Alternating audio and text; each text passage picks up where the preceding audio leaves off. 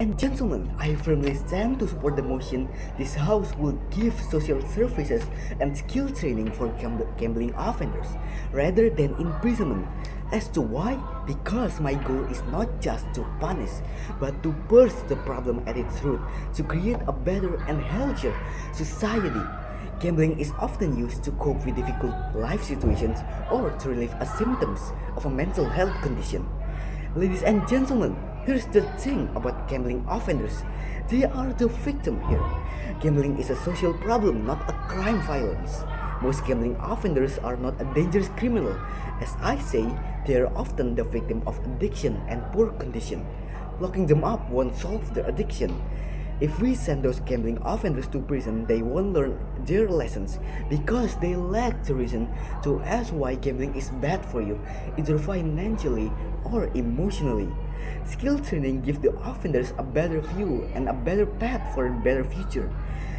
Because imprisonment often leads to a long-term unemployment because of the stigma that you are a criminal when you are in here the victim. And rehabilitation saves a lot of the country money because with many taxpayers' money goes to waste to keep a prison running to supposedly imprison the gambling offenders when they're just the victim, as I say. I know some will argue that they won't learn their lessons unless they are locked up, but I disagree. In reality, studies show that by offering a social services like in Nevada jurisdiction can transform an offenders into a productive members of society.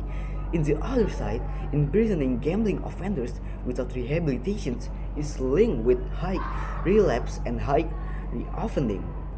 And ladies and gentlemen, punishment alone does not solve addiction. Rehabilitation, counseling, and skill training do. By supporting this motion, we are not excusing a crime, but we are creating a real change, reducing reoffending and building a stronger society. Therefore, we strongly believe that this House should give social services and skill training to gambling offenders rather than imprisonment. Thank you.